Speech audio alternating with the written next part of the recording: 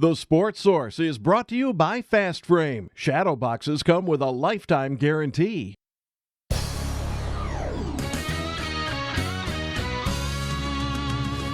You are watching East Tennessee's first and only year-round sports talk show on television. This is The Sports Source with your host, John Pennington. Good Sunday morning. Welcome into the Sports Source. Happy to have you with us on this spring Sunday. It is spring. Happened today. In case you weren't balancing eggs last night, it's the equinox. I think that's when you do it. I don't know. I was busy balancing a lot of numbers, data, figures that you're going to see today. We're talking everything from UT's passing game. Is it good enough to get to Atlanta?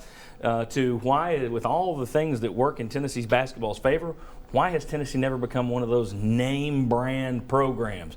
Interesting ideas about that. Plenty to come on today's show. Let's get started. First segment brought to you by my friends at Tennova Healthcare. Already one of the largest healthcare companies in the state, Tennova continues to grow with hospitals and facilities in East, Middle, and West Tennessee. No matter where you go in the state, Tennova's doctors and caregivers are ready to help. Tennova Healthcare. All right, these guys are always willing to help me. We have right here Bob Hodge, Mike Strange, Josh Ward, Chuck Cavaleris. We'll also be joined a little bit later by Mark Pankratz, who he thought last week was his last week, and I dragged him back in for another Sunday. All right, gentlemen, let's start with UT on spring break this week. I wanted to focus on football, but you don't have anything to talk about in terms of what happened this week, so let's look at Josh Dobbs. Most important position on any football team's quarterback. You've got a senior leader in Dobbs. He's one of the sharpest players UT's ever had. I mean, he's a tremendous student, tremendous ambassador for the program. Put up some very good numbers last year, but the passing game was questionable at times in terms of consistent. The throw game was a little inconsistent at times. And later in the show, we're going to show you some numbers about how he stacks up against other previous SEC division champs. But what are the expectations level? What are the expectation levels for Josh Dobbs this year? Just make them an all-SEC team? First team all-SEC? All-American? There's something floating around the message board saying, is he Tennessee's first Heisman winner? Where should the expectations be? Where are they for you and Joshua Dobbs? I'll start with Josh Ward down there. I would say be the best quarterback in the East because it's a division with a lot of questions at that position. At Florida, they're going to have a new starter again. Georgia, you have Grayson Lambert, who's questionable, or a true freshman that would be playing, and then the rest of the division just has issues. I think Chad Kelly at Ole Miss is the best quarterback coming back. So you could say an all-SEC team. I would start with the division. You're trying to win the division for the first time in 9 years. Josh Dobbs is an advantage at quarterback in the East. All right, fair expectation, I think. Be the best in the East. Everybody agree with that? Do you go higher? I'm not going to go any higher. I think if he's the best in the East, then Tennessee probably wins the East since that's so key. So I think that's a pretty good level for a guy. I mean, if you're the best quarterback in the East and the SEC, that means you're a pretty dang quarterback. Yeah. So I'll go with Josh and say that's good enough.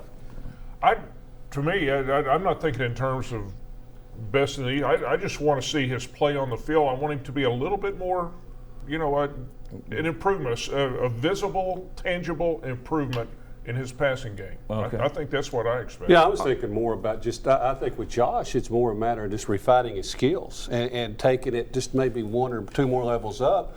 Obviously, we know he can improve some on the consistency, but the receivers could help him out there too. Yes. Yeah. The other thing is too, we also saw a couple of times the ball security thing. So there's some things he can work on that I'm more of like practice, and take it to the game, and not worried about the all-star teams just yet. Good point on the receivers and on the fumbles. There were quite a few of those. Many of them recovered by teammates, but still that was an issue last year. Let's go ahead and take a look at some of Josh Dobbs' numbers over his career. All right, this is how many games he played in as a freshman, sophomore, and junior. You see the completion percentage was 59.5. Then his sophomore year, when he was in there for 6 games, he went to 63.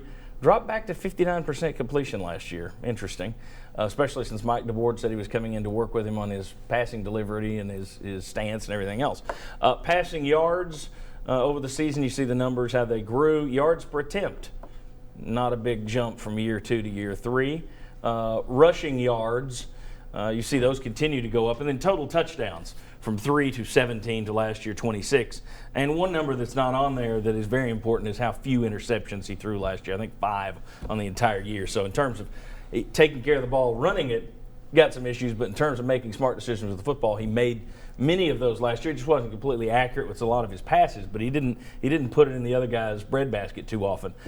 Numbers-wise there, where do you expect to see the biggest jump? Rushing numbers, passing completions? I mean, you go back and look at previous quarterbacks in the SEC, you've seen guys jump 3 or 4 points You would want to see that percentage go up. I would say, mid-60s or higher.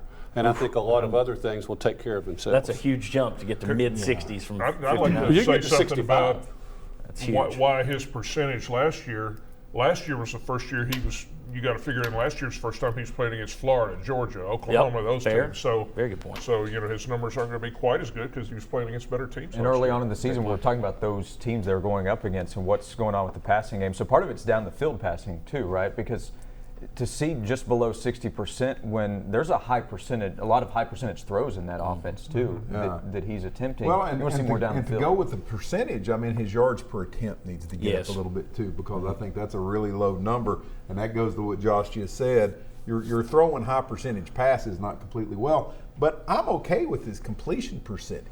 I don't think that needs to jump as much as the yards per attempt needs to jump up. That means he's completing the same number of passes, but you're getting a little bit more out of it. And part of that ties back to what Chuck said with the receivers. He needs help with guys that get some yards after catch, which you didn't have tons of that last year. We'll discuss this a little later in the show, but when you look at his numbers, I said it last year, he's never going to be as accurate as a Peyton Manning.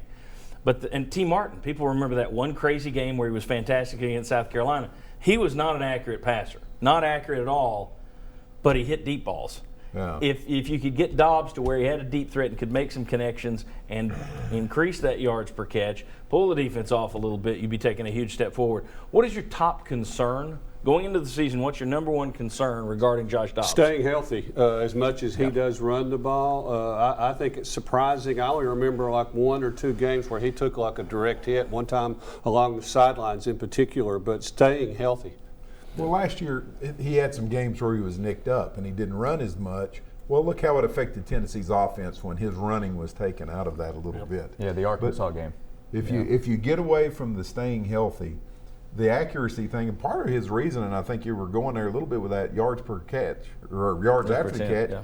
His guys have to turn around. They have to stop. They have to.